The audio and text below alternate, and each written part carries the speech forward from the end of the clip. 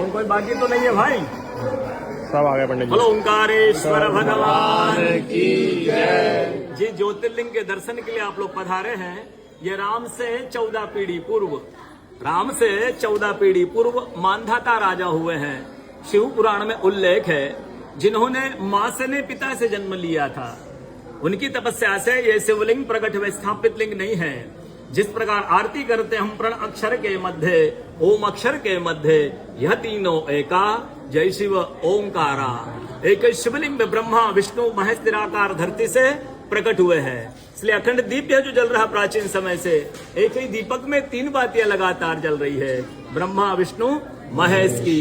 इस पहाड़ी के ऊपर 7 किलोमीटर का परिक्रमा मार्ग है, वो भी ओम आकृति में है। जो पर्वत पे हम प्रभु के दर्शनों के लिए खड़े हैं, ये पर्वत स्वयं शिवलिंग की आकृति में है। चारों तरफ नर्मदा मैया जलहरी बनकर बह रही है।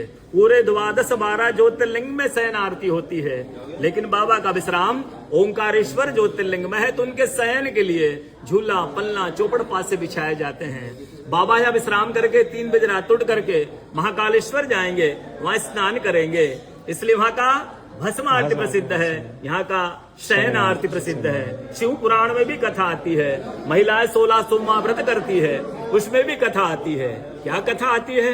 प्रतिदिन भोलेनाथ आते हैं, माँ के साथ विश्राम करके सुबह ब्रह्म मुहूर्त में उठकर चले जाते हैं।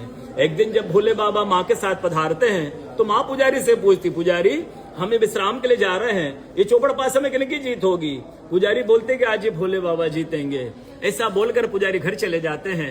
भोले बाबा माँ विश्राम के लिए चले जाते हैं। सुबह ब्रह्म मुहूर्त में जैसे ही भोले बाबा माँ बाहर निकलते हैं, पुजारी द्वार पर रहते हैं। तो माँ पुजारी से पूछती, पुजारी कल मैंने आपसे पूछा था, हमें विश्राम के लिए जा रहे, चौपड़ पासे में किनकी जीत होगी? आपने कहा भोले बाबा जीतेंगे। भोले बाबा नहीं, मैं जीती हूँ। माँ ऐसा बोल करके उनको श्राप दे के चली जाती है। उनके तुरंत पश्चात अप्सराएं शिवलिंग पे जल चढ़ाने आती, तो अप्सराएं पुजारी से पूछती, पुजारी अस्वस्थ क्यों हो गए, आप तो ठीक थे।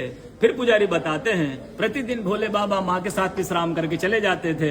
कल भोले बाबा माँ के साथ पधारे, माँ ने मुझसे पूछ लिया, पुजारी हम विश्राम के लिए जा रहे, चौपड़ पासे में किनकी जीत होगी? मैंने कहा भोले बाबा जीतेंगे। भोले बाबा नहीं, माँ जीत गई, माँ मुझे श्राप देगी।